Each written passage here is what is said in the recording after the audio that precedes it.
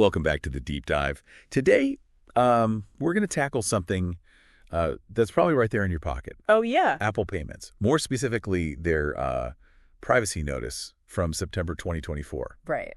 You know those legal documents that we all just click agree to? Yeah. Without reading. The digital fine print. Yeah, exactly. We love the convenience of these digital payment systems, but are we really thinking about what it means for our privacy? Yeah. So today, we're going to break it all down so you can make informed choices about your financial privacy. So What's really interesting is how much data Apple Payments actually collects. Really? Think about it. They need all your card details, like Right. even which bank issued it. Well, And then if you link accounts, they're also keeping track of balances and transactions. okay, that makes sense to me. They need that info to actually process your payments. Right. But there's this one part that really stood out to me. Even after you stop using Apple payments, they can still share your data according to this notice. That's a good point. Something to really consider. Yeah. You might think you're done with them, Right. but your data might still be out there. It's true. So let's talk about data sharing a little bit. Yeah. The notice mentions something called everyday business purposes. Oh, yeah. So what's that all about? What falls under that? It's a pretty broad category. It includes things like processing transactions, maintaining your account, legal compliance, reporting to credit bureaus, and, they can even use it for their own marketing. Oh, so like those ads for the newest Apple stuff. Exactly. That pop up after I buy something. Yeah, probably. And this is where it gets kind of interesting. The notice says you can't opt out of that data sharing for those everyday business purposes. Wow. Or for Apple's own marketing. So no control over that aspect of my data? Yeah. That's really interesting. It is. But they do mention some areas where they don't share data, right? Yes, definitely. Can you tell us a little more about that? They're very clear that they don't share data with other companies for like joint marketing. And they also don't let their affiliates use your data for marketing purposes either. So when you say affiliates, what does that mean in this context? Sure. So affiliates are basically companies related to Apple Okay. through ownership or control. It's like the Apple family. Okay. Apple Inc. and all of its subsidiaries. So like Apple Music, Apple TV, all that. Exactly. Okay. That makes sense. Yeah. So your Apple Pay data won't be used to target you with ads for those services. Interesting. And then non-affiliates Yeah. are like any company outside of that Apple family tree. Right. So they're separate. Separate, yeah. So it sounds like they're careful about sharing within that Apple ecosystem, Right. but less so for those like everyday business purposes. It seems that way. But what about security? Mm-hmm. Do they talk about keeping all that data secure? They do, yeah. There's a whole section on security. They claim to use all these measures that comply with federal law. Computer safeguards, secured files and buildings, all that good stuff. So they're saying they do everything they can to protect your information. That does sound reassuring, but how can we as users Right. really assess how effective those measures are? Yeah, that's a good point. Security on paper is one thing, but the real world is different. Yeah, it really is. Security measures are important, of course. Mm-hmm. But we should also think about what data is being collected in the first place. Absolutely. Even with great security, if you're uncomfortable with the data they have, that's a problem. Right. And it's not just about blindly trusting that our data is safe. It's about understanding what data they have, Yeah? how they're using it, and who they're sharing it with. Yeah, you got it. So it's like we want the convenience, but we also need to know what's going on behind the scenes. Exactly. And remember how we were talking about Apple payments collecting data even after you're not using the service? Yeah, that was a big one. Yeah, that really stuck with me. It's like this shadow that follows you around, That's a great way to put it. even after you've moved on. Yeah, it really shows how important these data retention policies are. Right, because just hitting delete doesn't mean Right. it's gone. No. So like even if I delete the app, they could still have my information. It's possible, yeah. The notice doesn't actually say how long they keep your data. Okay. So you might need to look at their terms and conditions. Right. Or even call customer support to figure that out. Okay, good to know. Yeah. So earlier we touched on some of the state-specific regulations. Right. Like in California and Vermont. Yeah. Are there other states with unique privacy laws that our listeners should be thinking about? That's a great question. It feels like the rules are always changing. Right. New state laws keep popping up. It's a lot to keep track of. So it's not enough to just look at the federal regulations. Right. We really need to know what our own states are doing.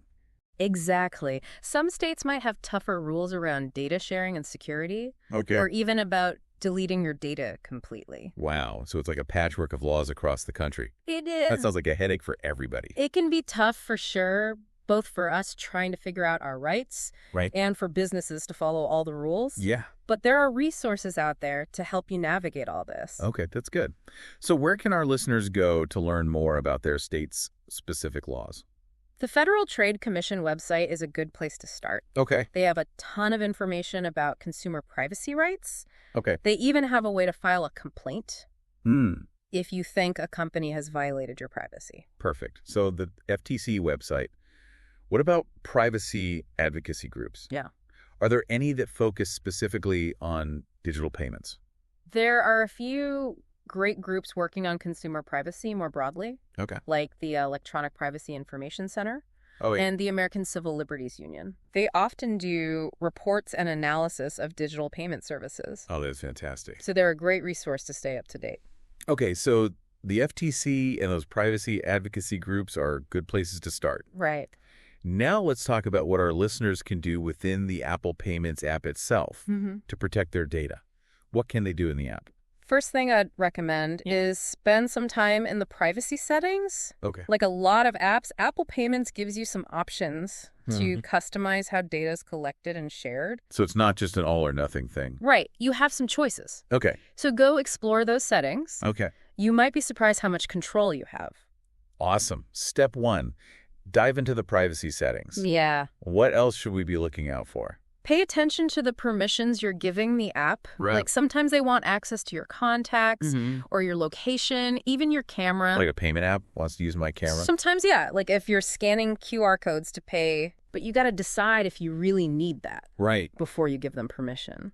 So it's all about being intentional Yeah, exactly. and not just giving away access without thinking. Exactly. Okay, good advice. What about specific security features within Apple Pay? Anything we should know about? Definitely. You should turn on two-factor authentication. Yeah, I use that for my bank apps. Yeah, it's super important. Is it really that crucial for a payment app? It really is, yeah. It's like an extra layer of protection. Mm-hmm. Even if someone gets your password, they still can't get in. So it's like a double lock on your digital wallet. Exactly. And it's usually pretty easy to set up. Right. So there's no excuse not to do it. So two-factor authentication. Mm-hmm. What about like Face ID or Touch ID? Yeah, those are good too. Are they as effective as the two-factor? They're secure and convenient for sure. Okay. But it's important to remember that nothing's foolproof. Yeah. There have been cases where people have found ways around those systems. So it's not a perfect solution. No security is perfect. Right. But biometrics Mm-hmm. combined with two-factor authentication Right. can really make a difference. So it's all about layers of protection. Yeah, building a strong defense for your digital life. Exactly. Yeah. Now, we've talked a lot about the technical stuff, Yeah. but we can't forget about human error.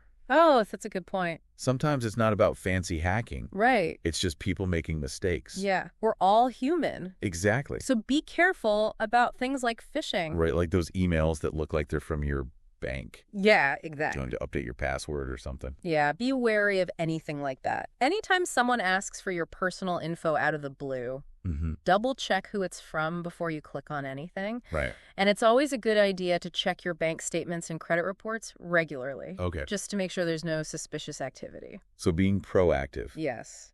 and vigilant. If you're ever unsure, it's always better to be safe than sorry. Right. And just contact the company directly. Absolutely. Good advice. Now let's zoom out a bit and think about the bigger picture of data sharing Okay. with digital payments. Apple Payments is just one company Right. in this huge system of companies that are collecting and sharing our data. Yeah. We have to think about how it all adds up. Right. It's like a giant puzzle. Mm-hmm. And each piece of data is a clue It is. that tells more about our lives. And that picture can be used for all sorts of things. Yeah. Some good, some maybe not so good. Can you give us some examples? Yeah. So on the good side, Mm-hmm. data sharing can lead to more personalized experiences, Oh, okay. better fraud detection, maybe even some cool new innovations in finance. So it's not all bad. No, not at all. Data can be really powerful, Okay. but like most things, Yeah. there's also a flip side. What are some of the downsides we should be thinking about? Well, we already talked about data breaches Right. and identity theft, Mm-hmm. but there's also the risk of discrimination Oh. based on how that data gets analyzed. How so? Can you explain that a little more? Like, imagine an algorithm Okay. that looks at your data to decide if you're a good credit risk. If that algorithm is biased, Right. it could deny you a loan Right. based on things like your race, gender, even where you live. It's like digital redlining. Yeah, it's a real concern. Wow. And it shows how important ethical data practices are. Right. And why we need to know how these algorithms work. We need to make sure these systems are fair and unbiased. Right. And that they're held accountable. Exactly. This is a tough problem to solve. Yeah, it really sounds like it. But it requires everyone to work together. Policymakers, businesses, and people like us. So we all have a part to play. We do. So what can we as consumers do to make a difference? We have more power than we think. Okay. We can ask companies to be more transparent about how they use our data. Okay. We can push for stronger privacy laws. And we can support businesses Yeah. that align with our values. So it's about using our voices and our wallets to make a change. Exactly. We can vote with our dollars. Right. And support companies that care about privacy. And we can hold those companies accountable when they mess up. So it's about being informed and engaged. Yes. And willing to challenge things when they're not, right? Exactly. Okay. So back to Apple payments. Okay. They've told us what they're doing with our data in this notice. But what could they do to be even better when it comes to transparency and control? Well, they could start by just collecting less data. Really? Yeah. Just focus on what they really need for their services. So less is more. Sometimes, yeah. The less data they have, the less there is to be hacked or misused. That makes sense. Yeah. What about giving users more control over their data? Yeah, they could definitely do more there. Like what specifically? They could give us more choices about how our data gets shared. Like instead of just opting in or out completely, Right. you could choose what specific data points you're okay with sharing. So more fine-tuned control. Exactly.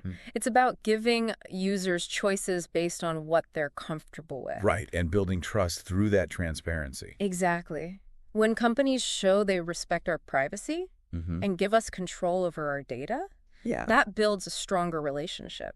I agree. This conversation has been really insightful. I feel like I understand so much more about data privacy and digital payments now. I'm glad. It's complicated. It is. And we really need to be careful and informed to protect ourselves. Yeah, and remember, this is just the beginning. Right. Things are changing all the time. Yeah. So we need to stay engaged and keep learning. Okay. Now, before we wrap up, there's one more thing I wanted to touch on. Okay. Data privacy and artificial intelligence. Oh, yeah. AI is becoming more common in finance. It is. And it brings up some really interesting questions about how our data is being used and analyzed. AI in finance. That sounds a little like sci-fi. It is becoming more common, though. AI could really change how we interact with financial services. Yeah. But it definitely comes with some data privacy challenges. So it's a double-edged sword. Yeah. In a lot of ways. Okay, so what are some of the benefits of AI in this space? Well, AI is really good at analyzing tons of data and spotting patterns that humans might miss. Right. So it can be really helpful for fraud prevention. Oh, okay. Like by catching suspicious transactions right away. So AI is our digital bodyguard. Yeah, so something like that. Protecting us from financial threats. It can definitely make things more secure. Okay. AI can also be used to personalize your financial services. Like recommending things based on your spending habits. So it's like a personal financial advisor. Exactly. AI can help us make smarter decisions with our money. Right, but then there are those downsides we were talking about. Like, what should we be careful about? Algorithmic bias is a big one. Oh, yeah. If an AI system is trained on bias data, Right. then the algorithm itself can become biased, and that can lead to unfair outcomes. So if the data reflects existing discrimination, Exactly. the AI could just keep repeating those patterns. Yeah. It's a huge concern in things like credit scoring and loans, Right? where a biased algorithm could deny people opportunities. Wow, that's kind of scary. It is. It's like baking discrimination into the system. Yeah. So we really need those ethical data practices. We do. And we have to understand how these algorithms are making decisions. Absolutely. We need to make sure these systems are fair, Right. unbiased, Mm-hmm. and that someone's held accountable. So how do we even begin to fix this? It seems like a really tough problem. It is a tough problem, but we can start by being aware of the potential for bias Okay. and then pushing for data sets that are more diverse and representative so that the AI is trained on a wider range of human experiences. So inclusive data sets. That's step one. What else? We also need ways to monitor these systems, Sure. to catch any bias and fix it. So ongoing checks and balances. Right, we can't just assume they'll work perfectly. Okay. And then what about accountability? Yeah, companies have to be responsible for what their AI does. Okay. If a system turns out to be discriminatory, Yeah. there should be consequences. And so building in some responsibility. Right, and this is a conversation that needs to involve everyone. Yeah. Policymakers, tech experts, ethicists, and regular people like us. Right. We all have a part to play. We do. So let's focus on Apple payments again. Okay. They're known for privacy and security. Mm-hmm. So how can they be leaders in responsible AI? Well, more transparency would be great. Yeah. Like being upfront about how they're using AI, Right. not just saying we use AI, Yeah. but actually explaining how it works and what data it uses. So giving users a look behind the scenes. Exactly. That helps build trust. Right. What about giving users more control over how their data is used with AI? That's a great idea. They could give you the option to opt out of certain AI features if you're not comfortable. Right. So more choice for users. Yeah, more control over how AI impacts them. Exactly. It's about respecting what users want and letting them decide. I think that's a great point. Yeah. This whole deep dive has really been eye-opening. Yeah, it's a complex topic. It is, and it feels like it's always changing. Yeah, it does. But we need to stay informed and protect ourselves. You got it. So for our listeners out there, what's the most important thing to remember?